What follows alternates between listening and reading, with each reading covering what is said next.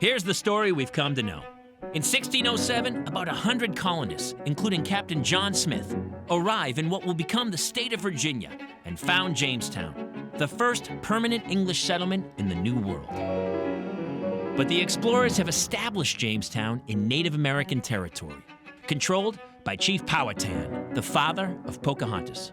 Then one day, while exploring the Chickahominy River, Captain Smith is captured by a Powhatan hunting party and is brought before the chief. The chief ordered his men to throw him to the ground, put his head on rocks, and the warriors raised their clubs to beat out his brains. But Pocahontas threw herself on top of him and physically prevented them from hurting John Smith. And then they fell in love and they got married. And the two live happily ever after in the Virginia territory. Whoever says that tale is the whole truth speaks with a forked tongue. Let's start with the basics. The princess's name, or should I say, nickname. Pocahontas' real birth name was Matoaka, and apparently the Indians thought that if the English knew her true birth name instead of her nickname, that they could have a magical power over her. Pocahontas meant mischievous girl or playful one, suggesting she was kind of trouble. And it's that free spirit Smith falls head over heels for. When they meet, Smith is 27 years old and Pocahontas is only 11. So it's more like he found a cute kid sister.